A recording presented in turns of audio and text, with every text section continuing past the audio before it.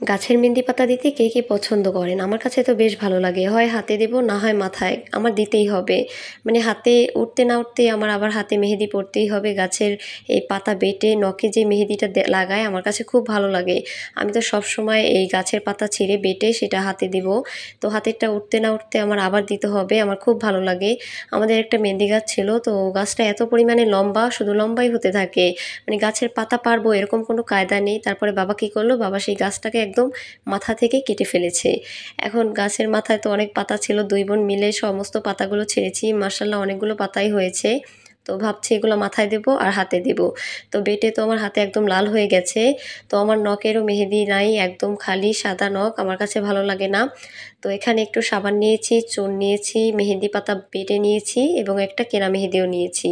এখন এই সাবান আর চুনটা একদম ভালোভাবে মেশাতে হবে। তো সাবানটা যেহেতু একটু পিছলা, তাই মেশাতে গেলে একটু সময় লাগে, মানে পিছলে যায়। তো একটু সময় নিয়ে একদম মিহি করে এটা মেশাতে হবে চুনের সাথে। তো চুনের সাথে মেশানো হয়ে গেলে এটা আমি নখে লাগাবো। তো আমি নখে এটা লাগাচ্ছি। আপনারা খেয়াল রাখবেন যাতে এটা চামড়ায় না লাগে, একদম শুধু নখেই লাগানোর চেষ্টা করবেন। তো আমি একটু মোটা করে নখের উপরে লাগিয়ে রেখেছি। কিছুক্ষণ রাখার পরে এটা যখন একটু শুকিয়ে আসবে তখন এটা তুলে ফেলতে হবে। তো কিছুক্ষণ রাখার পরে শুকিয়ে আসার পরে আমি একটি টিস্যু দিয়ে এটা পরিষ্কার করে নিচ্ছি। একদম ভালোভাবে পরিষ্কার করে নিতে হবে যাতে কোনো চুন যেন নখের সাথে না লেগে থাকে। তো পরিষ্কার করা নেওয়া হয়ে গেলে এখানে আমি সেই বাটা মেহেদিটা নখে লাগাবো। এই বাটা মেহেদিটা আমি বেশি মোটা করে লাগাবো না, একটু পাতলা করেই লাগাবো যাতে তাড়াতাড়ি শুকিয়ে একটি কালার হয়ে যায়। কারণ বেশি মোটা করে লাগালে শুকাতে সময় লাগে, তো অত ধৈর্য আমার নাই, আমি রাখতে পারবো না এতক্ষণ, তাই পাতলা করেই লাগিয়ে নিয়েছি। তো এখন এটা কিছুক্ষণ রেখে দেবো। যখন মেহেদিটা শুকিয়ে আসবে তখন এটা তুলে ফেলবো, কারণ রসটা যখন শুকিয়ে আসে তখন আর মেহেদিতে কোনো কালার হয় না। তো এই পর্যায়ে আমি মেহেদিটা তুলে ফেলছি। তো আপনারা দেখতে পাচ্ছেন যে বেশি একটা কালার হয়নি, দেখতে খুবই বাজে লাগছে। তো সমস্যা নাই, এটার আরও প্রসেস বাকি আছে। তো এখন আমি কি করব, এখানে আমি সেই কেনা মেহেদিটা দেব, যেটা খুব দ্রুত কালার হয়ে যায়, নেহা মেহেদি। এই মেহেদিটা আমি সুন্দর করে সমস্ত নখে দিয়ে দিব।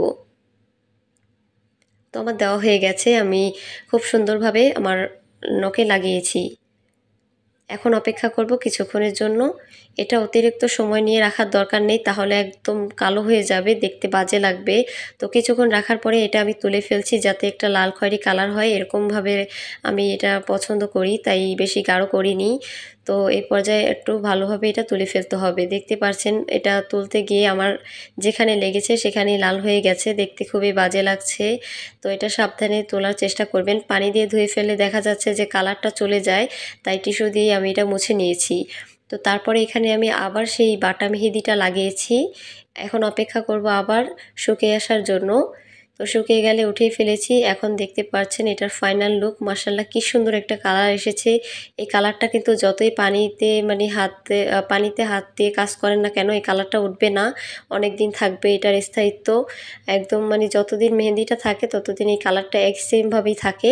খুব সহজেই মানে এই পদ্ধতিটা আপনারা করতে পারেন, এভাবে ট্রাই করে দেখতে পারেন, আপনাদের মেহেদির কালারটাও অনেক দিন থাকবে। তো আমার কাছে তো মেহেদি পরতে খুব ভালো লাগে, তাই আমি এভাবেই সবসময় দেই। ভালো লাগলে আপনারাও দিতে পারেন। তো আজকের ভিডিওটা এই পর্যন্তই। সবাই ভালো থাকবেন, দেখা হবে নেক্সট ভিডিওতে। আল্লাহ হাফেজ।